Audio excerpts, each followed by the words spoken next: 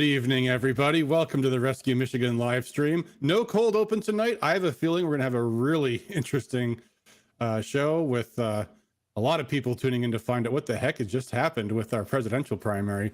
So this is going to be a great discussion tonight. Patty P is with us as usual, and Daniel Lawless, who is a member of the Republican State Committee, is joined us again tonight. So we got a lot of things to talk about. Daniel is a state committee member, so he was at the meeting where all of this just went down, so he can give us the inside scoop. And of course, there's a lot to go through. There's the process, what was changed, what would have happened if we didn't change, and then of course there's been a whole lot of crazy blowback in the media and in the social media and all kinds of other crazy stuff. So we're going to talk about all that. I just realized I believe we're live on Rumble. We are live on Rumble, but I need to pull up the Rumble video so that I can keep an eye on any of the chats. So if folks are interacting on Rumble, we'll be able to see. Of course, I do see folks on Twitter and on Facebook and on YouTube. Hi, Paula. Hi, Tony and Mark. I do not see the interactions on Twitter, although we are also streaming live on Twitter, so you can check that out. But anyway, let me just see here. I got to open up Rumble. When I'm looking at the ceiling like this, that's what this means. I'm looking up at the Rumble chats on another screen. So here we go. Mark says I pulled a Ricada. No, we started right at 9 o'clock. That is not true, Mark. Your clocks are wrong. But anyway, Pam on Rumble, I see her chat there. On my clock, but that's okay. Whatever. Well, I go by what StreamYard says, because they have their own internal clock and it's on their website, and I assume they're keeping things in sync. Anyway, we'll give people another minute or two to come on. In the meantime, one other thing I want to get to before we get to the big story, the presidential primary, there's been an interesting thing going on in Washington this past week. And it's a really interesting contrast between what happens when Democrats have the narrowest of narrow majorities, as they do in Lansing, and in Washington, where Republicans have the narrowest of narrow majorities by 5 seats. And apparently, so what happened last week, if you guys didn't hear this story, there's going to be some votes on minor Republican bills that were going to lead into kind of a big Republican bill. And that is, am I not live on Rumble? Okay, no, I'm on Rumble. Mark says not seeing you one Rumble page, but they say you are on via the app. Well, this is why we stream on multiple platforms, people. So if you can't find us on Rumble, you can find us on YouTube and Facebook and on Twitter. Anyway, they were leading into going to do a vote on the REINS Act, which is actually a really great bill. It's a bill that says that all major new regulations have to be approved by Congress or else they can't take effect. And there's a couple of other minor things. I forget what they were, but they were relatively minor Republican bills. And this is when a few members of the Freedom Caucus, let's say, like Lauren Boebert and Andy Biggs, literally for the first time voted no on what in Congress they call a rule. And a rule is what they have to pass in order to pass a bill. That may seem strange, but it's what they do. And one of the things that, one of the promises that Kevin McCarthy had made to the Republicans in order to get the speakership was he made them a number of promises. He promised them that there'd be no debt ceiling increases. But they just had a vote to raise the debt ceiling by $4 trillion. And he made a promise that they would have open rules on bills. And what that means is that anybody can propose amendments. And it's called an open rule, as opposed to a structured rule, or a closed rule means no amendments at all. Structured rule means the Rules Committee decides what amendments they can put on a bill and which ones they can't.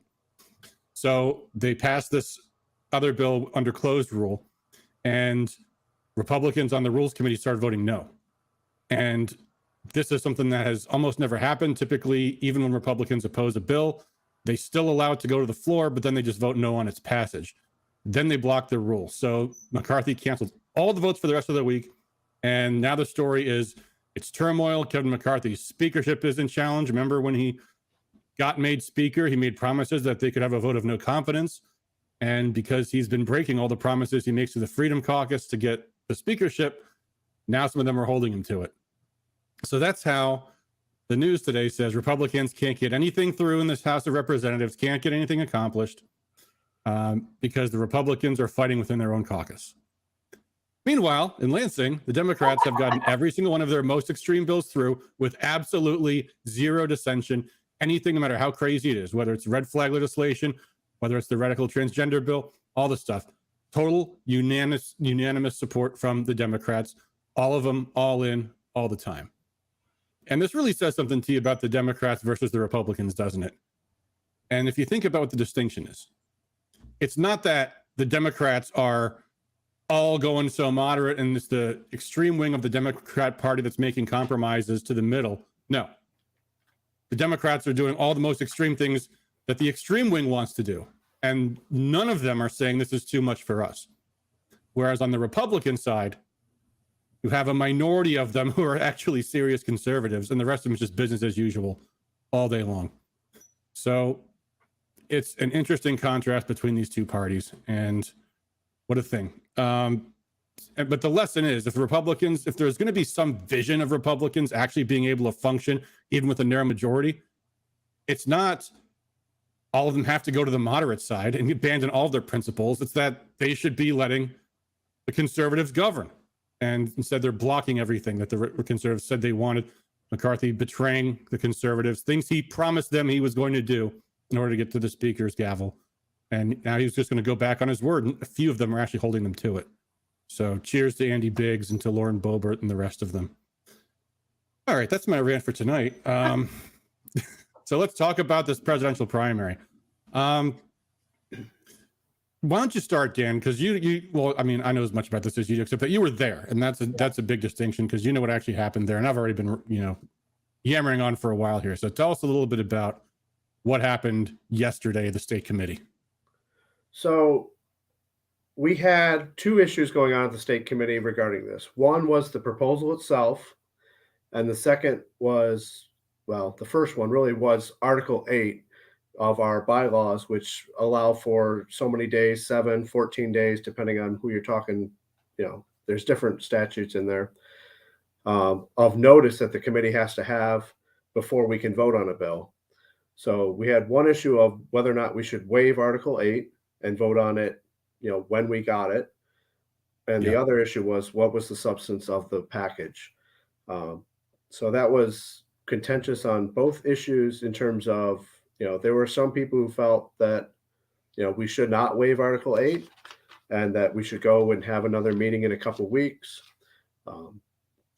But Adam's been talking about this since February. Christina Caramos been talking with the RNC since February. The legal teams have been meeting since, early on, trying to solve this problem that we have where the Democrats move our primary to February. That violates RNC rules, and RNC will not waive any of the rules. Okay, they want a fair contest. They lock their rules in September of 2022. So every presidential candidate knows what the rules are. They don't want states trying to jump ahead. And so they have a policy of March 1st. You cannot go before March 1st. There are no exceptions. There's no accommodation. March 1st and after, and there's even more rules on how you can do your delegates, between March 1st and March 15th, April 1st, so on. So it's very complicated. There's a lot of rules involved, a lot of lawyers involved, but that's the thing. They don't want states jumping ahead. Let's back up a little bit too. And by the way, I see people in the chat asking about the national popular vote. We'll cover that a little bit. We have talked about that in the show before, but getting back to this. So a lot of people have some misconceptions about how the party nominates their candidates for president. And people typically think it goes state by state where they have primary elections, although people have heard about something Iowa does that's a caucus. And then the state's national delegates go to the nominee. But the reality is it's the delegates at national convention that nominate the president. And what Michigan and all the other states do is they have to have some kind of process where they decide, first off, who they're going to actually send to the national convention, who the national delegates will be. And then secondly, will those national delegates be required to vote for a candidate? And if so, how is that accomplished? And what that typically means is we have a state-funded, taxpayer-funded primary election. And each congressional district gets a certain number of national delegates and an equal number of alternates. And then there are a certain additional pool of other national delegates, including the state chair, the national committee man, the national committee woman, something they call bonus delegates that get awarded based on if your governor is a Republican, if your Senate majority is a Republican, things like that. And then there's also just a 10 at-large delegates that every state gets.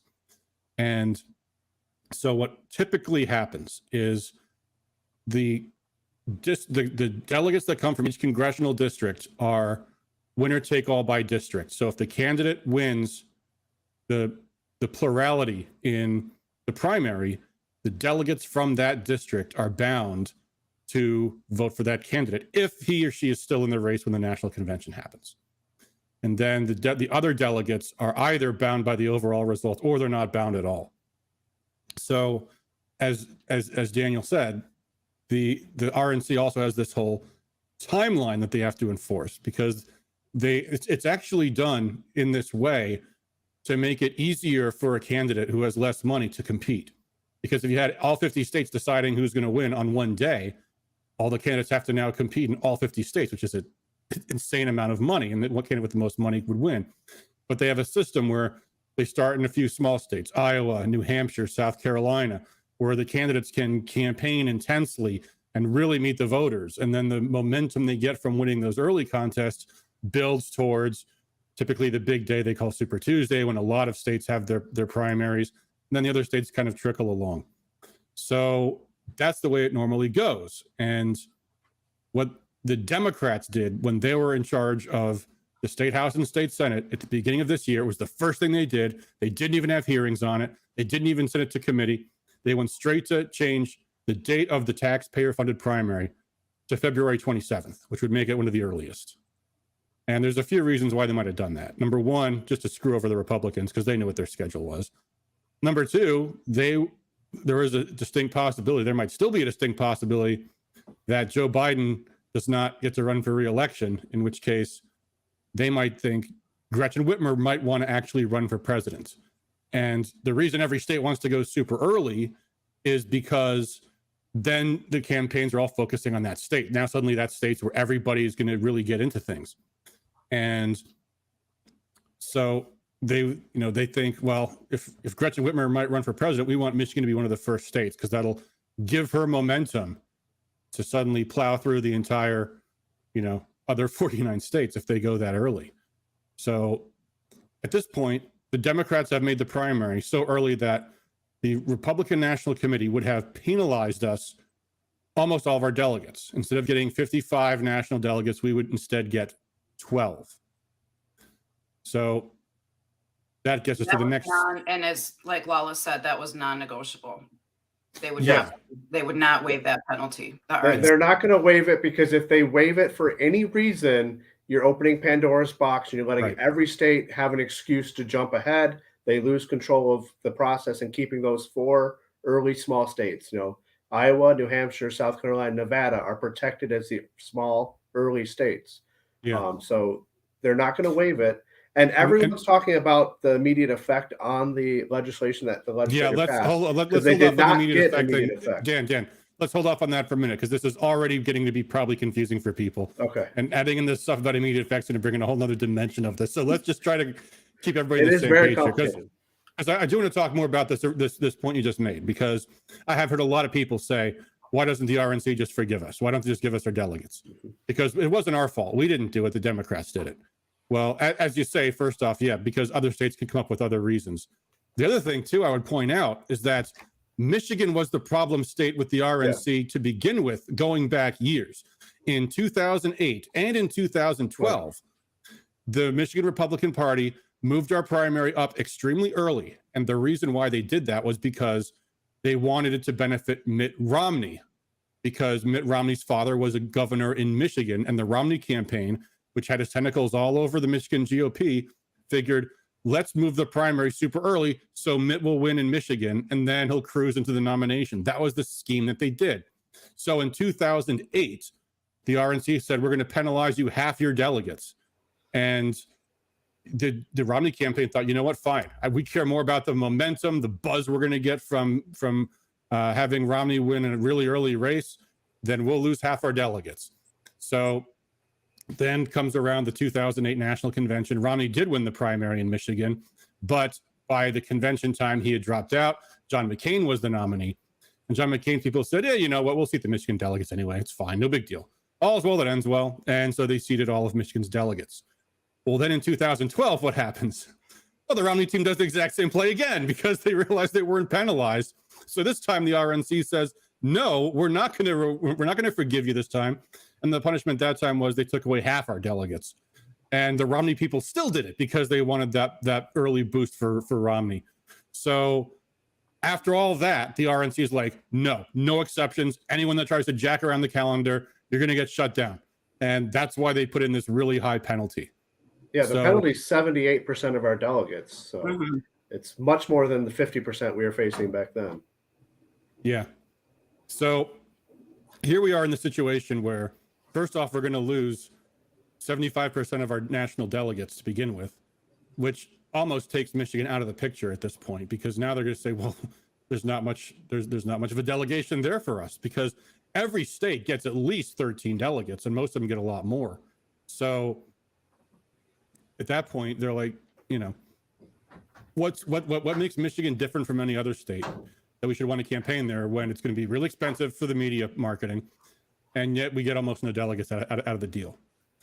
So the other problem we will potentially have is with this early primary, the Democrats have now rewritten the Michigan Constitution to take off all the guardrails against election fraud.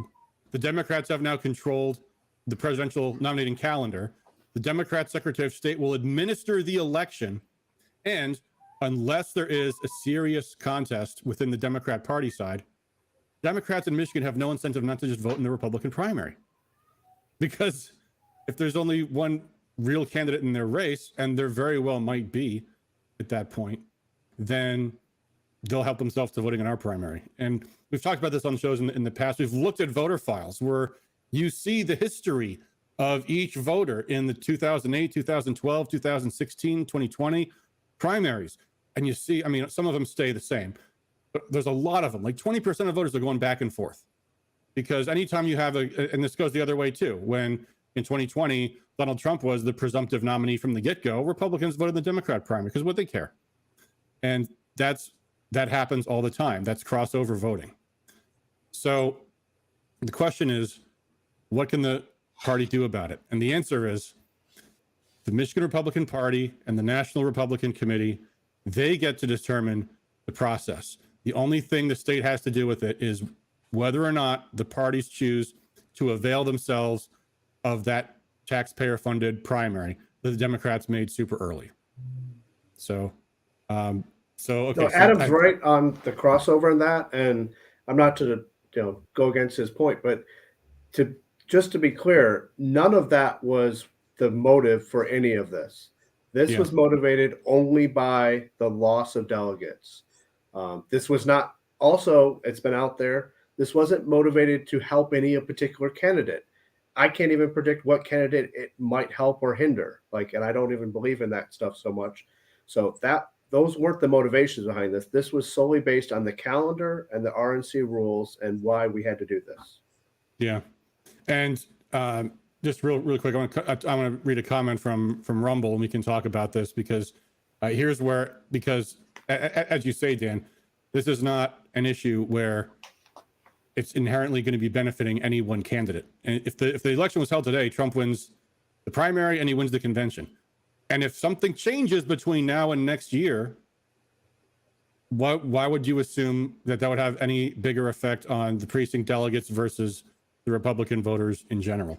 But anyway, I'm going to read this quote. This is from Kirk Marquardt. Says he received pushback from one precinct delegate who stated the following, quote, "Just like that, the right to vote was removed from all Michigan residents. It would be a different story if all delegates got a vote. It would at least be representative of what the people want, just a handful of delegates and super delegates." And this goes on, but let's stop there and talk about that point because there's a couple of problems with that. All precinct delegates will have a vote at their county convention that will select precinct delegates, a representative from that county, to attend the district caucuses that will award delegates. So Yeah. every delegate does have a vote, and those votes are equal in the county convention. Right. And the thing to realize is in every presidential election, that's the way the national delegates are chosen. Right. First, you have county conventions where the precinct delegates elect the state delegates elect the national delegates. And this thing called the district caucus is a part of the state convention. Mm-hmm. So what they're going to have happen with this new method is that the precinct delegates, all the precinct delegates elect the delegates to go to what is essentially the state convention, but it's just a district caucus. There's no general session with all the different districts. It's just each individual district gets together, and then the delegates elected by the precinct delegates vote for their presidential preference. And there is, if it's a majority, then they take all. If there's no majority, there's a runoff. And then they also elect who the national delegates from each district are, which they already do in the first place. But the other thing to Kirk's point when he says the right to vote has been removed from all Michigan residents. If we had the primary at the Democrats' date, we only get 12 national delegates. The way this system is structured is 16 of the delegates still go to the winner of the popular vote in Michigan. So the popular vote in Michigan still actually gets us more delegates by not having it go early. Yeah, and then on top of that, we also get all of our district delegates who vote to represent their district. And we've amplified the impact of the primary. So yeah. Tim Kuhn says, I cannot wait to vote in the Democratic primary for the second time. Yeah, me neither. I've never done it. I've never voted for a Democrat in my life. Yeah. We'll talk about and Jonathan Lindsay is here. He's a state senator. The point about the state of our election laws being bad is important. We're gonna talk about some of the process issues later on too, but I think we got to go through the basics first, because this is the most important thing ultimately, is why do this system and not another. So I'll tell you what, let's read through it. Let's read through what we have, what was actually passed first of all, then we can talk about this more. So let me bring this up on the screen here. This is, I think there are some very minor changes, right, Dan? Is that correct? But this is effectively what is passed. Effectively, yes. So this is the thing. So the first thing is this resolution of intent that just passed.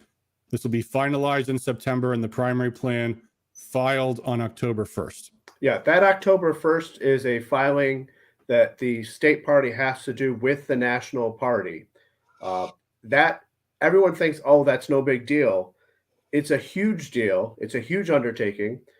For context, the 2020 plan that was filed was a 45-page document. Now, keeping in mind that 2020, we had President Trump running basically unopposed for re-election on a single-day primary. It was a 45-page plan. This, because it's a more complicated process, is definitely going to be a more complicated filing. So when everyone throws out, oh, we could wait, we have October 1st, like, that's the time to turn in your project, not the time to start it. So we really have to get going on this. Yeah. So the next thing is there's the call to convention is just a thing that's put in the mail to notify precinct delegates. But the big things are, and this to me, this presidential candidate rally, is this an actual event, or is this just saying this is when we expect candidates to campaign in Michigan? They're trying to put together, my understanding is, like an actual big event with multiple presidential candidates for all precinct delegates to come attend. I don't know what. Yeah, they can't call it a debate because that would require certain things from the RNC and sanctions, but that's kind of what they're throwing out there. So it's in the event committee to plan. So we'll see what comes of that. Gotcha. So then February 26th are the county conventions. This is when precinct delegates in each county elect who goes to the district caucus.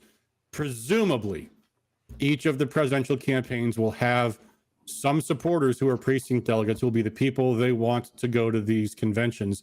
They will make that known to the other precinct delegates, I guarantee you, because that's what their job is. And the result of that will be the county conventions will elect the delegates that the precinct delegates want to send to the state convention, or the district caucus, I should say. So that is February 26th. The day after is the presidential primary, by the date that the Democrats made it.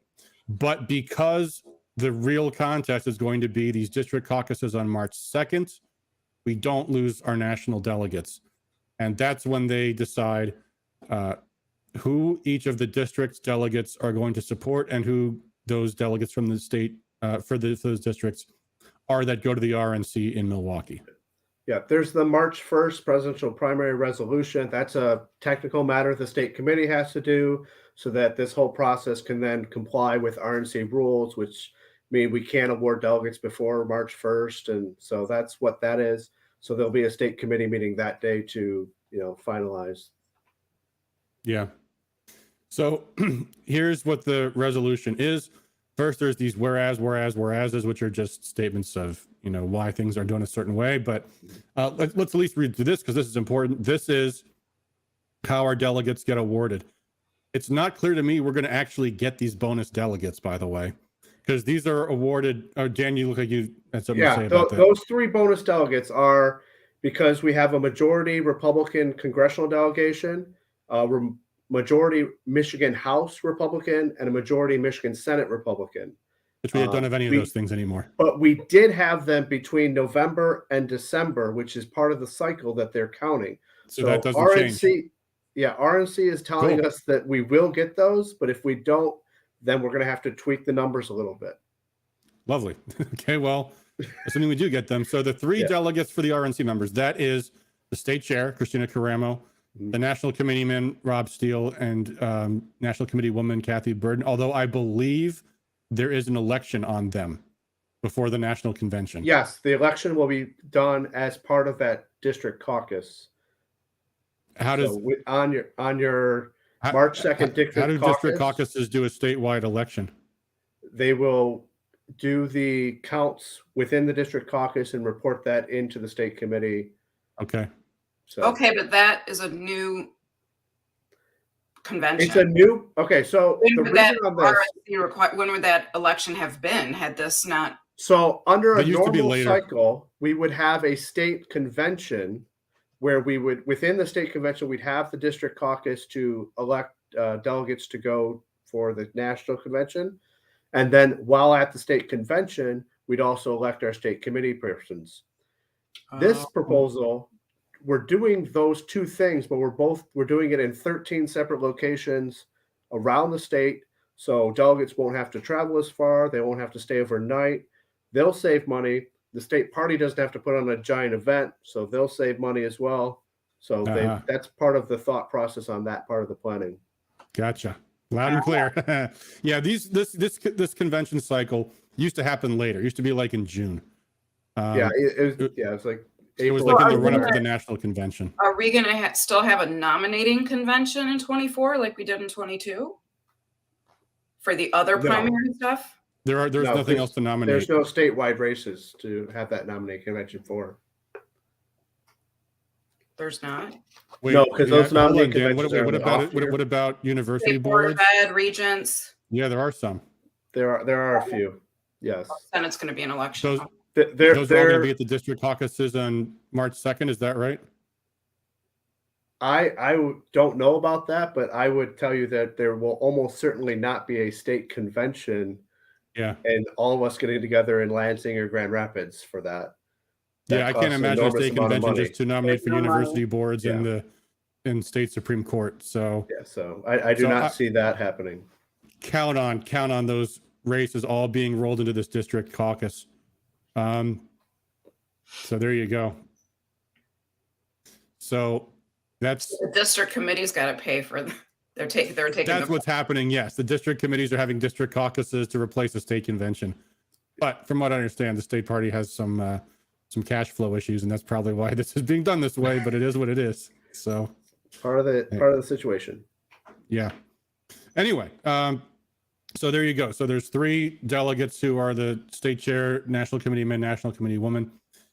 10 at-larges. How are those chosen, Dan? Those 10 at large, every state gets 10 delegates. So you get 10 delegates because you're a state. Right, but how are those awarded? How do we determine who those? So what you have here, you're going to have the 3 delegates for the RNC, the 10 at large, and the 3 bonus delegates. Those are your 16 delegates for the primary. The 39 other delegates are 3 per congressional district at the caucuses. Okay, so those are all bound for the winner of the February 27th election. Correct. do you know, does it say in here, I'm going to try to skip down, how those 10 delegates are chosen? Oh, here we go. Michigan will elect the 10 at-large delegates at the primary. I take this to read that their names will actually be on the ballot. Yeah. Is that correct? That's not my interpretation. Okay. How do you see this happening? Michigan will elect the 10 at-large delegates at the primary conducted by local election clerks. It says now that might not be written correctly, but it sounds, as I read that, it says like there will actually be a contest for 10 national delegates whose names will appear on the ballot. That I believe that is, I don't know. My interpretation is that we will elect on February 27th who those delegates will be bound to, but not the person that will sit in that seat. Okay. So, but that's there's another whole set of rules for the caucuses and all that coming out. So Yes, we can, Dwayne. if there are any other questions, because I don't see the chat, so just let me know. Dwayne. Okay, so Dwayne says, well, then we can't cross over. Well, it depends. The issue is the big majority of national delegates will be chosen at the conventions, not by the primary. So it's up to you. So we could go, the state of Michigan could go with 16 DeSantis, 39 Trump, or vice versa to national convention. Theoretically, yeah. Theoretically, but what happens generally is, whichever one, Trump or DeSantis, has the most delegates, the other one concedes, unbinds the delegates, and then everyone votes for the one person. So, yeah. Oh, here we go. Jonathan Lindsay has the correct answer here. This is what happens: is the campaigns choose from a list of, I think it said 30 or 40 people, from which they choose 10. Right. So that's how it goes. So the campaigns will choose their preference. So that's how those delegates will be. Oh, well, that's chosen. not what that sentence says. But then we will. But who we choose is based upon who wins the actual vote of the people on the 27th. So. Yeah. Here it is. The nominations of not less than 30, no more than 40, are due from the campaign of the plurality winner. And so that's how that happens. So that makes sense. All right, let's go back up. I think this is starting to make sense to people, but let's run through it. The whereases don't matter. Resolve their resolutions binding but conditioned on the granting of waiver of Rule 16A by the RNC Executive Committee. That's a done deal. Is that correct, Dan? My understanding is that RNC legal team has already said that, if we pass this as our, plan, they have already kind of cleared the plan. They've already looked at this document. Some of the changes that are highlighted here were inserted at their request. So it's a very collaborative effort, a lot of lawyers involved, but everyone's working so that we, can get a waiver or, design a system that gets around the penalty, that doesn't open Pandora's box too much. Yeah. Find the Right Road says, and those delegates are only, let me clarify what this person is talking about. So the national delegates who are bound either by the primary for the at-larges or by the results of the district caucus in the district, they're bound on the first round of balloting at the national convention and that's correct. At the second round, they can vote whoever they want. We can specify that. And I think somewhere in this document is a specification. They might be bound a second or third ballot as well. Yeah. It's very unusual these days for there to be more than one round of voting at a national convention. But if you want to read the whole history of all the insane shenanigans that have happened at national conventions, pick up A Choice, Not an Echo by Phyllis Schlafly, which has the history of the RNC going back to like the turn of the 20th century. All right. So this is what it says next. So to ensure voters who identify with the Republican Party have the incentive to participate and to eliminate the penalty for noncompliance, Michigan will elect 10 at-large delegates at the primary and the 3 RNC. By the way, I know how many people in the audience have seen this. I was on a program a couple weeks ago with Shane Trejo and Rob Steele, our national committeeman, where we were talking about this. And Dr. Steele indicated that all of the campaigns say they really want us to have this primary because we want to rely on that data that the partisan preference has. At which point I said, then those campaigns need to fire their staff, because that's absolutely ridiculous. There's going to be all kinds of shenanigans going on in the primaries. With, you know, I mean, I'll probably vote in the Democrat primary myself, unless, you know, something unusual happens and there's a hot contest in the Republican primary, or vice versa. I mean, you could have a Democrat race with no real contest and Democrats flooding over to vote in our primary. That any campaign would rely on that data is insane to me. When there's so much better data out there that you can there's acquire so from much a good whole data. variety Why of would you sources. take that data? Yeah, data that you know is going to be tainted in a huge way. But that's what the campaigns say. So there you go.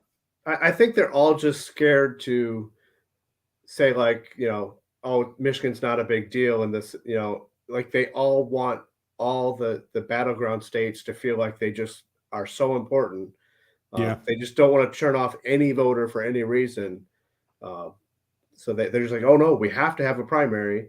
And so that they're coming up with any reason to justify it they can. Yeah.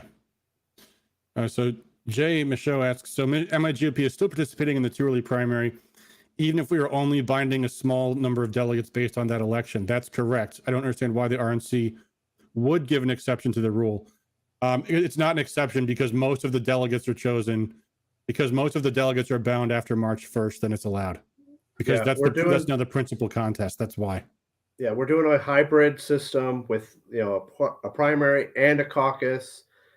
And so they're, you know, that's why it was important that we, you know, going back to the Article 8 discussion, get this moving, because at any point in time, you know, we want to be approved and told that we're all good as soon as possible, so we can protect our delegates.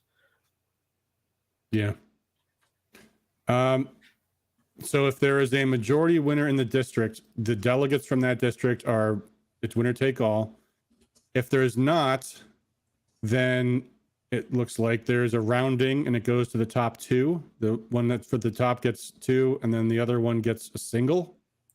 Am I reading this correctly on apportionment here? Yeah, once again, this comes back to the March 1st. You're allowed to have delegates awarded by apportionment. March 15th is when you have winner take all.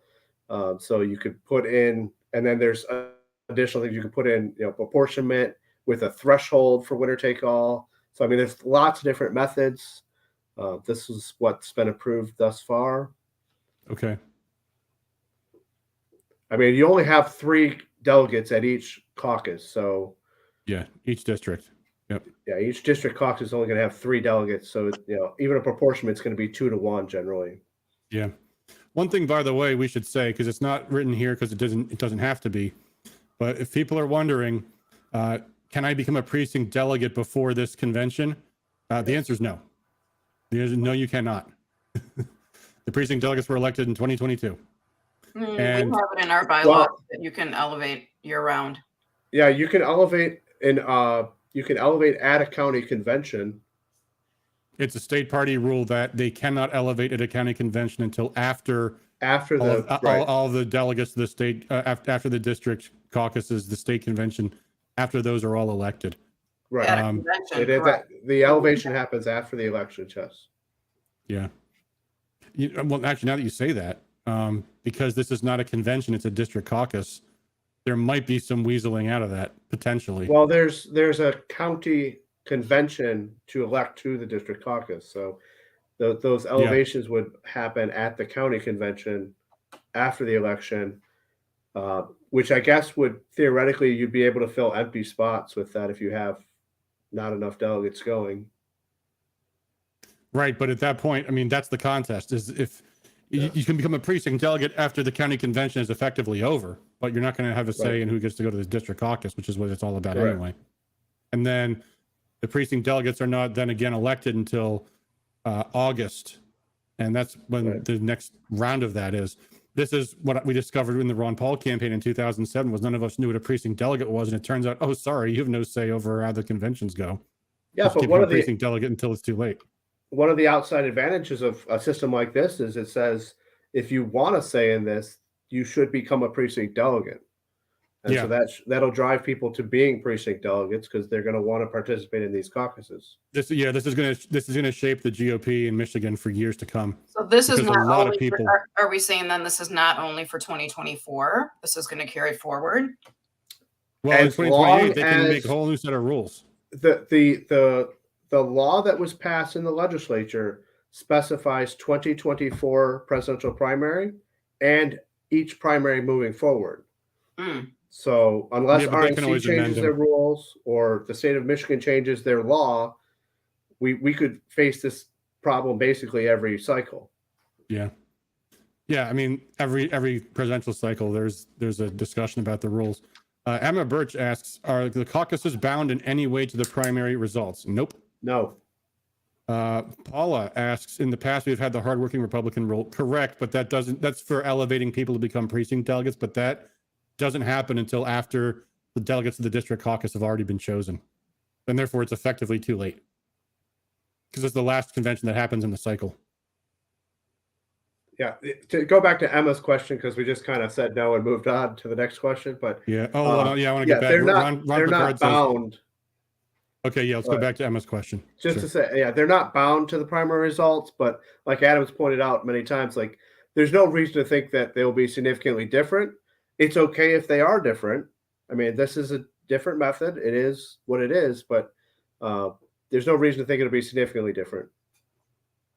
Yeah. I would agree with that, and the polling bears that out too. All the talk about how this is going to allow the Trumpsters to steal the votes from Ron DeSantis. It's like, what evidence do you have that there's no evidence that anything that would change the polling being from where it is today with the public would change any differently among precinct delegates.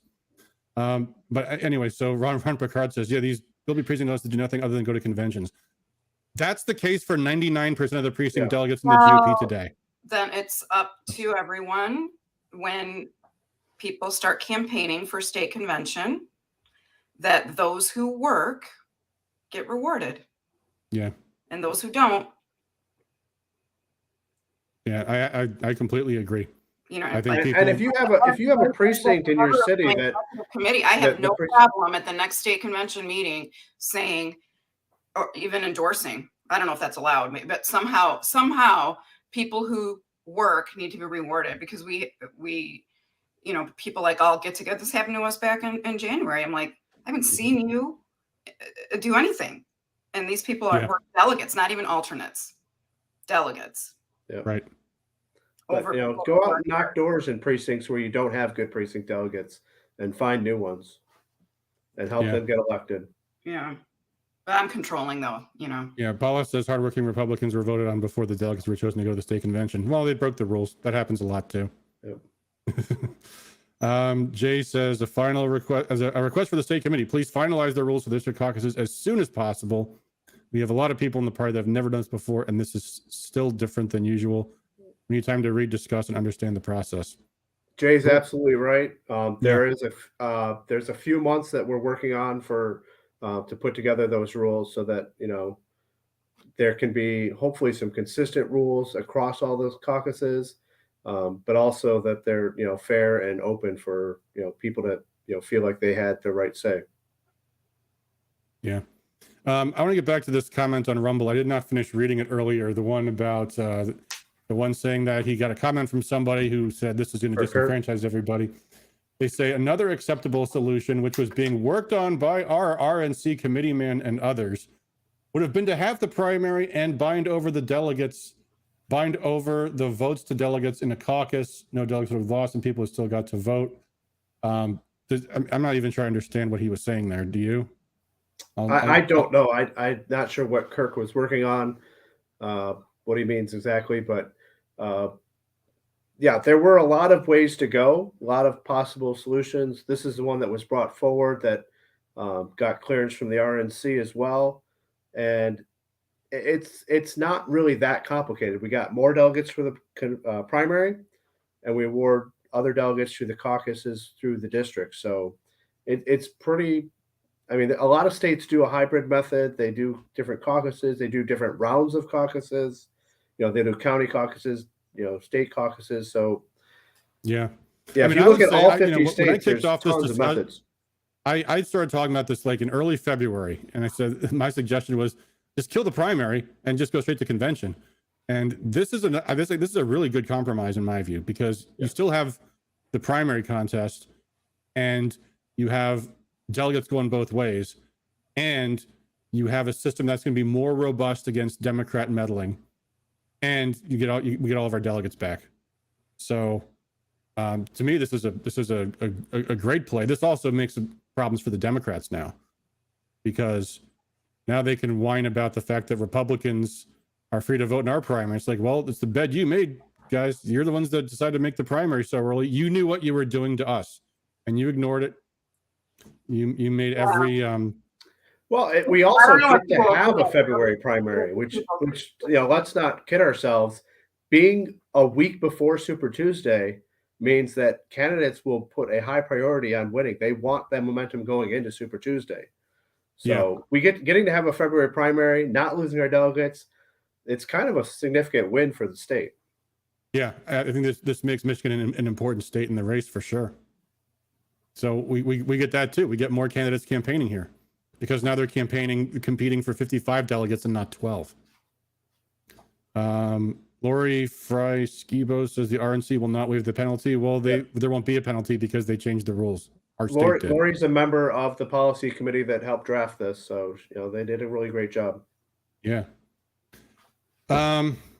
Emma says a lot of us were wondering too if any negotiations were made with the RNC to waive the penalty. Oh, she was answering. Lori was answering that question. Now I understand. Extensive negotiations. Christina has an email from February when they first started, like a week after she was elected. The conversation started about this situation, and they've never stopped. They've only intensified. They've been traveling to Oklahoma for the back and forth, legal teams going around. It's just very complicated. There's a lot of rules and laws involved, and they're just that's why it came out as soon as possible, really. Fortunately, it was just before our meeting. Yeah. Hey, by the way, Kirk wanted me to make clear that he was quoting from a comment that was made to him. What I was reading was a comment made to him that was not his own opinion. Right. So just to clarify on that, I think I thought I had mentioned that, but just to be clear. Yeah, it doesn't hurt to clarify it. Yeah. A couple other things. Ron Picard asks, what, if anything, do you think the next Dem move will be? The next Dem move will be they will flood the media with false claims that this is disenfranchisement and blah, blah, blah, blah, blah. Oh, we're doing that ourselves. Yeah, I say they're being helped by a lot of Republicans. There are people that, from basically all wings of the party that are criticizing this. Well, I think that the talking points are straightforward. Number one, we will not allow Democrats to control how we nominate our president. Okay, and we increase the amount of delegates in the primary through this process. But basically, it's like if we wouldn't have done it, we would have this. If we did, now we're doing it, it's this. Yeah, you went from 12 to 16 in your primary, so you increased your primary delegates by 33% and got another 39 through caucuses. So this is a win for Michigan.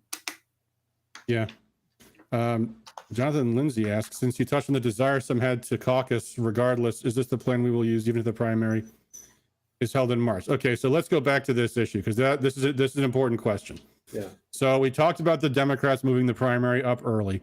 Now to clarify what exactly that means, because there's actually a way that might potentially not happen. And that is so here's the thing. The Democrats passed this bill to move the primary up early. In Michigan, if the bill does not have immediate effect, and that bill did not have immediate effect, it doesn't go into effect until 90 days after the legislature adjourns for the year.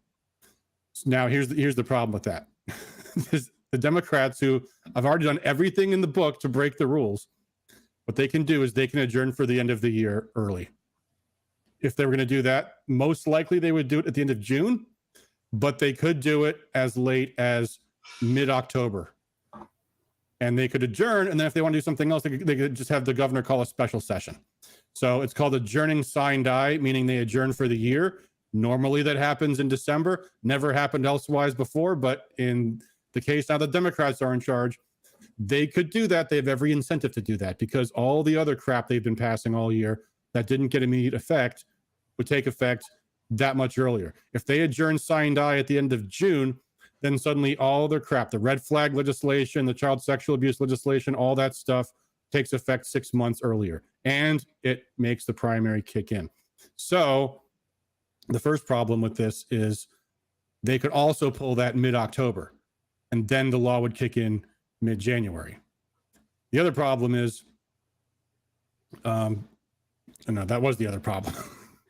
But now the question becomes, and to what Jonathan, I think, was referencing is, what if we put in a trigger? And this was something that I think was talked about. Dan, you want to comment on this? There was talk that there was going to be put in like a trigger. This all will only happen if they move the primary up by adjourning early. We fully expect the Democrats to use every shenanigan they can to get this into effect. But if they don't, I'm happy to support a trigger and just do all 55 delegates on a March 5th primary. I think that, I'm not sure if the senator was referring to Adams' preference for doing caucuses in general, but that's also something I don't necessarily support because, that's going to take a lot of time to set up and train so those would run effectively. And my concern also with that is, we're an open state with no party registration, so that makes it a little more complicated. So this is based upon the assumption that the primary will be in February. And we have to operate on that assumption because if we don't, and we just, let it go, and then the Democrats adjourn early, put this into place, then we're stuck with the penalty, and we don't want the penalty. Now we've done this, they might change their mind. Yeah, they Jonathan makes the point that they could just repeal the law they just passed this year. That would, I think, put the Democrats into some political problems because how many times can you change the date of the primary in 1 year and not leave the voters with some real questions? What have they done so far that's put them in political turmoil? Nothing. They're passing every crazy thing in the book. Do you think this is going to put them in political problems? I don't think so. Yeah, it's just a bad look. Yeah, and going to the idea of having a trigger, I think there again you're saying our rules are contingent upon what the Democrats decide to do. I don't like that. And that's something that would be written into the October 1st filing with the RNC.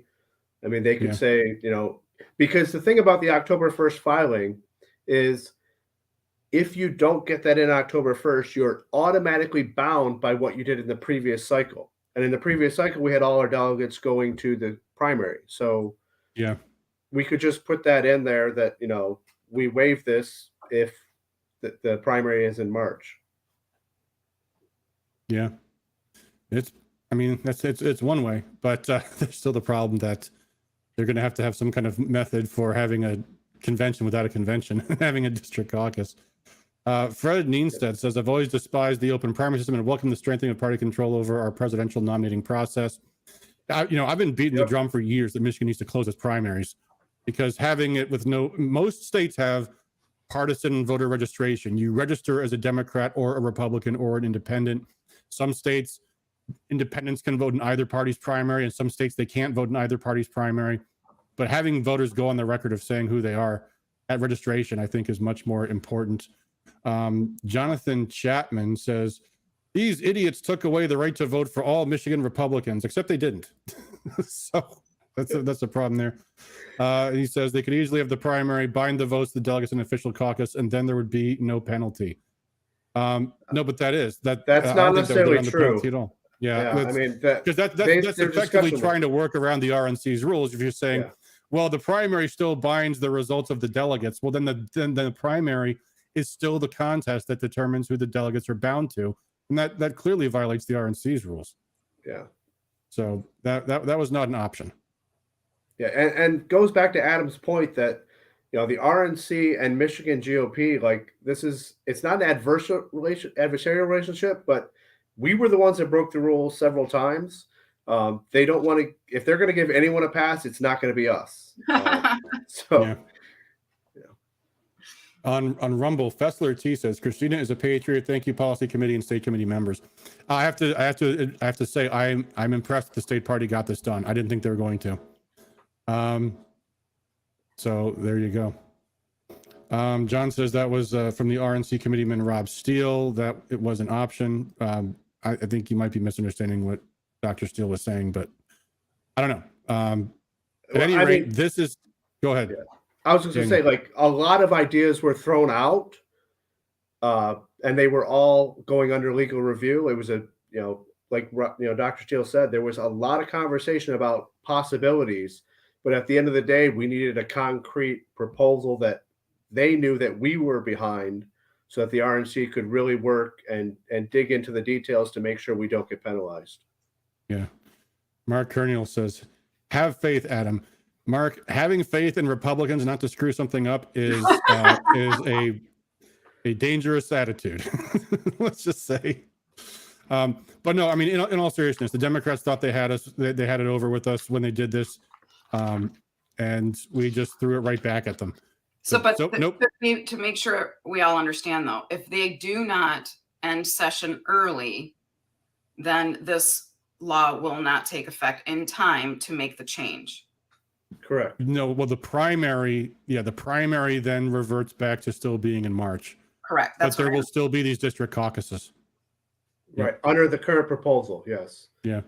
Which, again, I keep getting back to everybody who's trying to attack this is putting up this partisan spin on it, that this is the Trump people's doing and blah, blah, blah.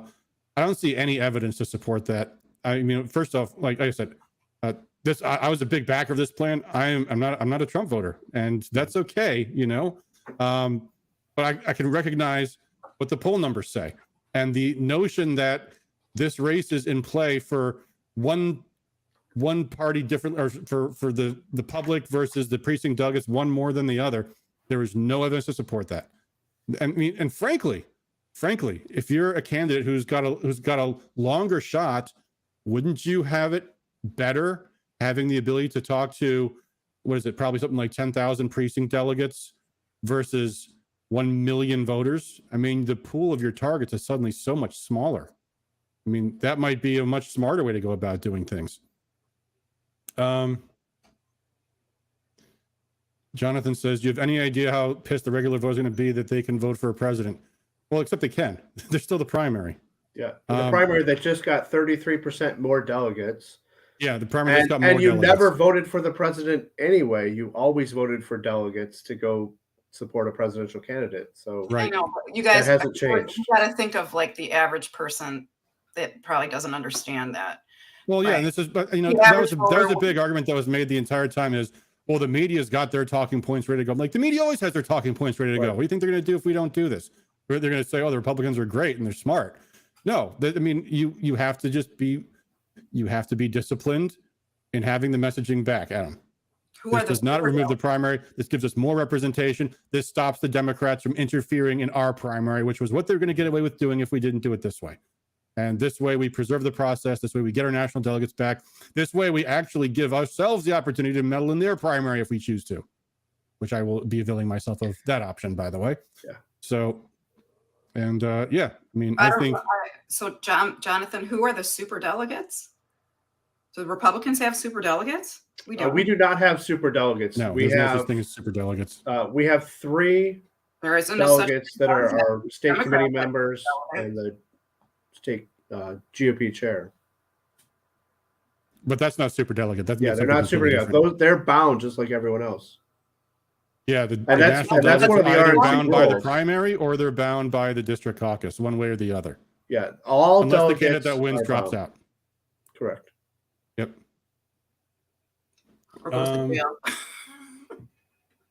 Well, so there you go, folks. Did we about cover? Is there anything we missed? We should briefly talk about the process thing. That was another thing that people were talking about. Jonathan Lindsay, who's in the chat, was at the meeting. He made a few points about that. The first is the Rule 8 thing, that this was supposed to get like laid on the table for 2 weeks before there was a debate. And it's funny because I was talking to a buddy of mine yesterday as this was all happening, and he was like, in the revolutionary time, I think it was Ben Franklin when he made that join or die poster, who made the point that if we don't unify against Britain right now, they're going to pick us apart one by one. They're going to mobilize and destroy this. And we're seeing this playing out now. If this thing I mean, this is something I would say every state committee member had an obligation to know that this was going to be an issue for the past several months. And people have been talking about it. We've been talking about it on this show. They've had plenty of time to think this over. If they had no clue until Friday, then have they even been paying attention?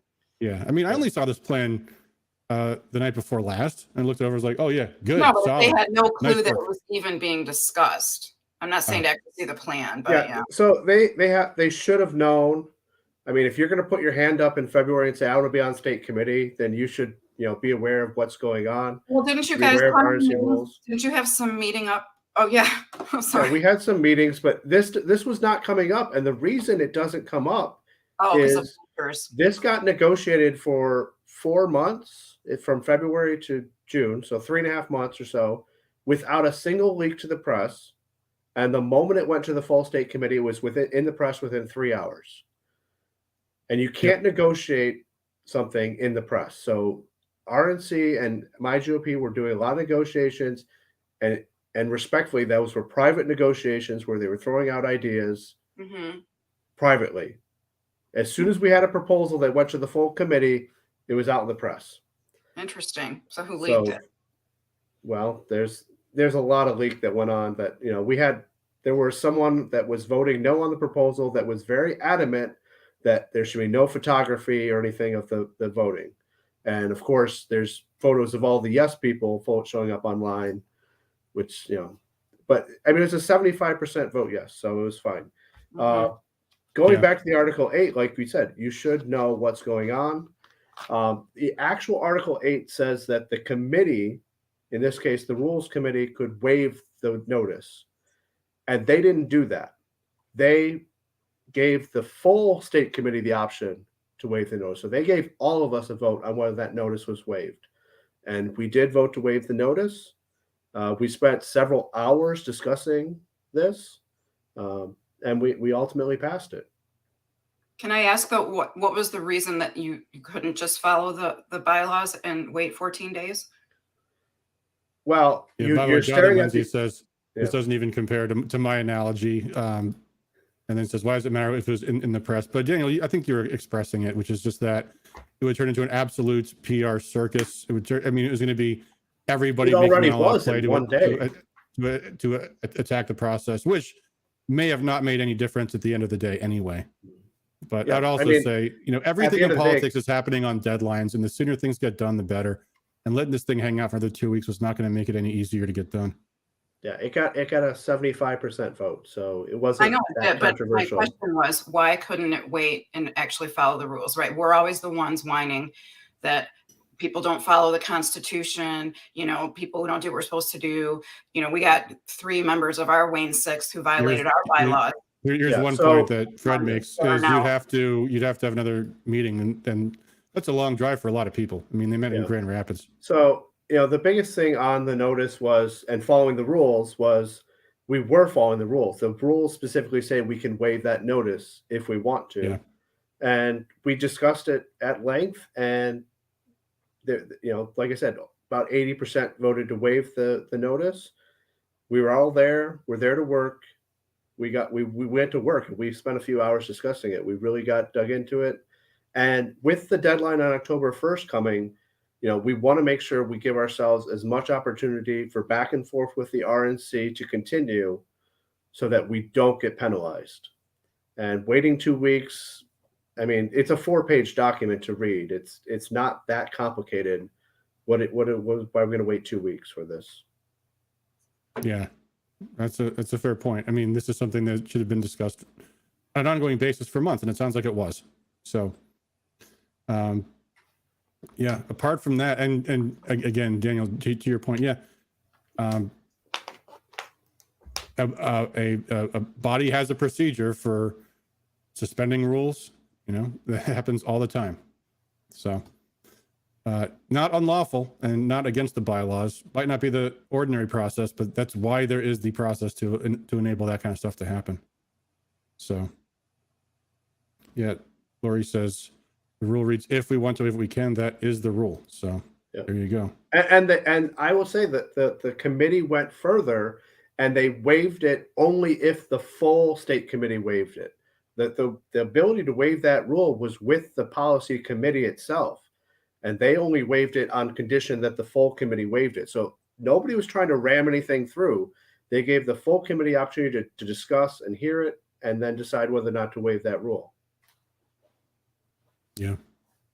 So I think we should probably not start randomly talking about other topics like Ukraine tonight for the show. I think let's call this a show unless there's anything more we want to go over tonight. But I mean, I think that's the basic gist of it. Yeah. Is, as I say, I think this is a really smart play in the long run, because it's going to mean we get our delegates back. It's going to mean that we have the integrity of our process back. We don't have a system where the Democrats control the entire system. Democrats can vote in our primary. They can set the date for our primary. They can have our delegates penalized, and they even administer the election itself. So this is something where Republicans just have to be able to stand strong and say, we will not allow the opposing party to manipulate and control our elections. So, I mean, I think that's what it is at the end of the day. So cheers to you guys and all your hard work on getting this done. I think this is going to be a big benefit to us. It means I get to participate in my county conventions and the Democrats primary. Ha ha ha. That's not why we did it for you, Adam, but yeah. You know, though, there's going to be people who are like, I'm not going to do that. I get to vote for Trump twice. Yeah, there'll be those too. Good for them. Yeah. Emma Birch says, I had a question. Will the average person even know something is different this election, or will they just vote in the primary and be none the wiser? yes. Good question. Exactly, We'll Emma. see. Thank you. That's my point. Yeah. There's They going to will be know. some going both directions, I think. But that's where Republicans need to get involved and get the word out and talk to people and let them know what's going on.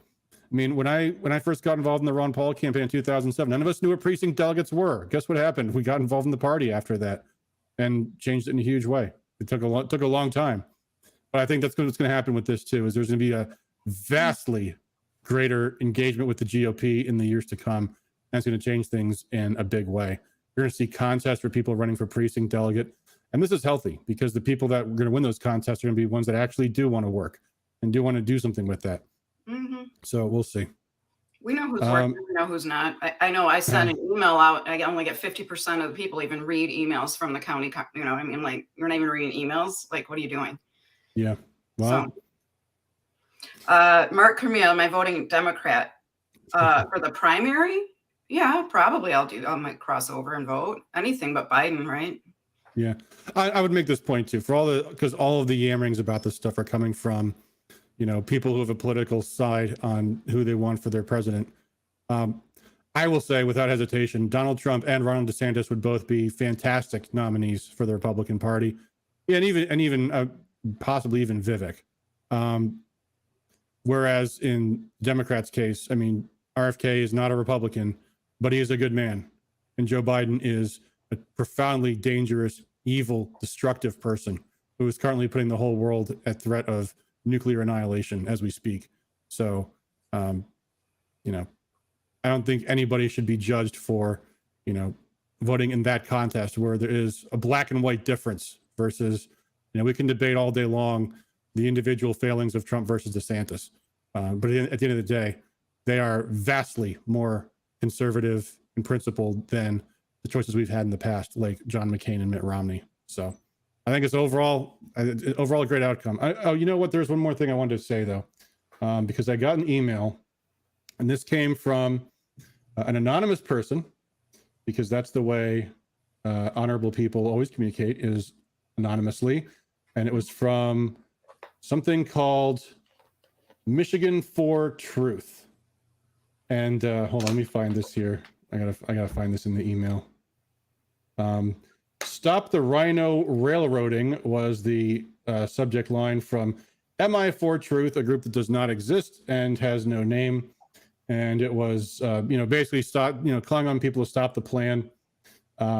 They also quoted a tweet from an individual named Anna Hoffman, talking about the bylaw and the Article 8 thing that we talked about earlier.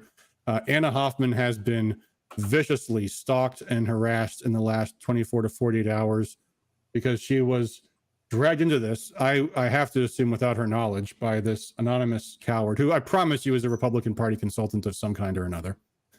There is And even a they're saying fake, stop the rhinos. huh? Well, yeah, it's all false flaggery, Oh, you know. So the Trumpsters tell the Trump people, no, Trumpsters don't support this rule change or something like that. Anyway, there is now a fake account on Twitter which goes back months, but has clearly been altered in the last few days to target her. They put in her name, put Anna Hoffman, parody. and then in parentheses parody. I And saw that.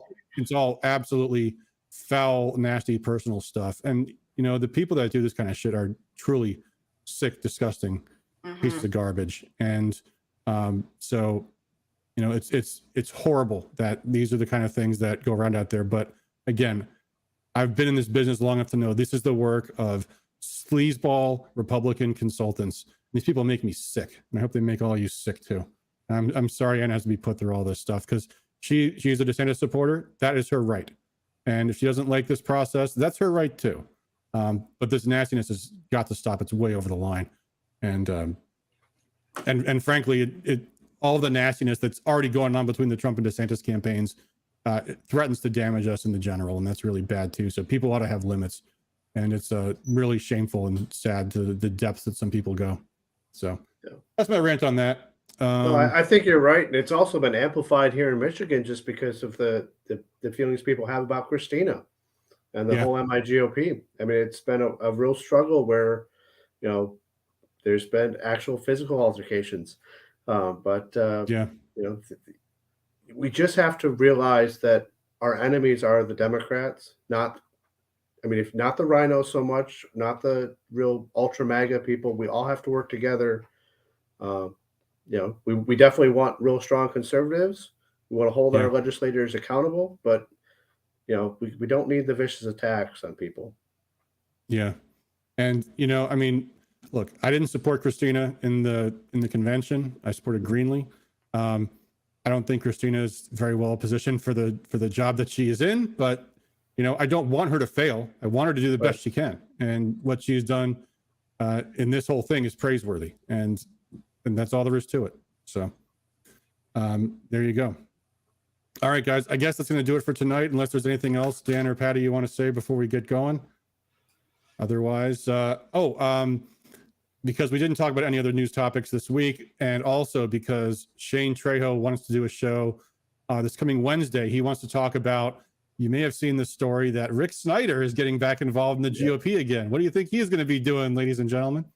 So we'll have a show with Shane probably at 9:00, probably on Wednesday. I think Wednesday is the plan, and we'll kind of catch up on current events, all the crazy stuff going on in Ukraine, this Rick Snyder story, and there's a few other things. So it's